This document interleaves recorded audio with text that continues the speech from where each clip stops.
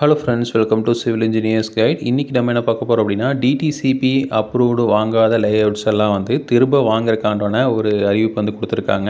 So 2016க்கு முன்னாடி DTCP approved வாங்காம ஒரு லேஅவுட் இருந்தது அப்படினா அதுக்கு வந்து இப்போ ஒரு வருஷம் வரைக்கும் நமக்கு டைம் எக்ஸ்டென்ஷன் கொடுத்திருக்காங்க. நீங்க அந்த லேஅவுட்ஸ்க்குலாம் வந்து DTCP அப்ரூவல் வந்து வாங்கிக்கலாம். ஸோ அதுதான் வந்து இந்த பதில பார்க்க போறோம். ஸோ அதோட கவர்மெண்டோட அரசாணை வந்து கொடுத்திருக்காங்க.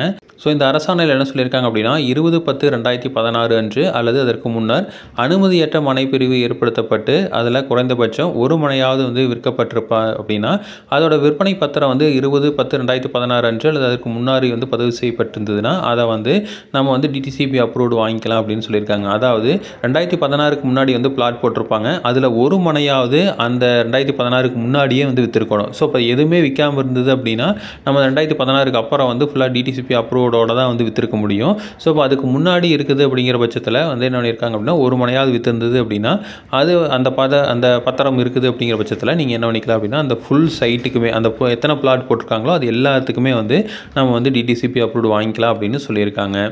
ஸோ இது 2 வகையான கால அவகாசம் கொடுத்தாங்க. இது வந்து 2017 வரைக்கும் ஒரு கால அவகாசம் கொடுத்தாங்க. அதுக்கப்புறம் வந்து டைம் எக்ஸ்டெண்ட் பண்ணி 2024 வரைக்கும், அதாவது 29/2/2024 வரைக்கும் வந்து மேலே நீட்டிப்பு செஞ்சாங்க. இருந்தாலும் நிறையா பேர் வந்து இன்னும் அப்ரூவல் வாங்காமல் இருக்கிறதுனால மறுபடியும் வந்து எங்களுக்கு ஒரு வாய்ப்பு கொடுக்கணும் அப்படின்னு நிறையா கோரிக்கைகள் வந்து வச்சுருந்தாங்க. ஸோ அதுக்காக மறுபடியும் 12 மாத காலங்களுக்கு நீட்டிப்பு வந்து வழங்கியிருக்காங்க.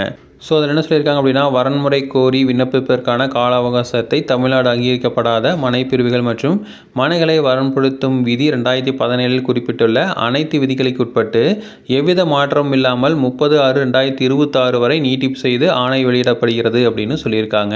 அப்போது 30/6/2026 வரைக்கும் நம்ம வந்து இதை வந்து அவைல் பண்ணிக்கலாம். ஸோ இது எல்லாமே வந்து ஆன்லைன் இணைய வழி மூலமாக மட்டுமே வந்து இது செயல்படுத்தப்படும் அப்படின்னு சொல்லியிருக்காங்க. ஸோ அதனால் வந்து நம்ம ஆன்லைன் மூலமாக தான் வந்து விண்ணப்பிக்க முடியும்.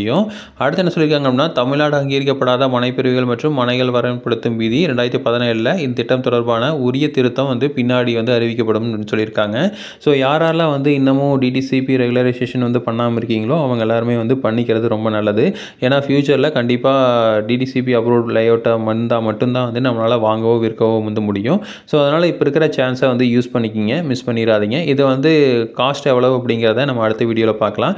ஸோ நெக்ஸ்ட்டு இதில் வந்து ஆன்லைனில் வந்து விண்ணப்பிக்கலாம், அதை நீங்களே பண்ணிக்கலாம். இல்லை அப்படின்னா யாராவது சிவில் இன்ஜினியர்ஸ் வந்து அப்ரூவல் வாங்கி தந்துட்டு இருப்பாங்க, அவங்ககிட்ட கொடுக்கலாம். இல்லை இ-சேவை மையத்தில் ஒரு சில இ-சேவை மையத்தில் பண்ணுறாங்க. ஸோ அவங்ககிட்ட நீங்கள் அப்ரோச் பண்ணி இதை வந்து வாங்கிக்கலாம். ஸோ இதே மாதிரி இன்ஃபர்மேஷன் உங்களுக்கு தொடர்ந்து வேணும் அப்படின்னு எங்கள் சேனல் சப்ஸ்கிரைப் பண்ணுங்கள். தேங்க்யூ.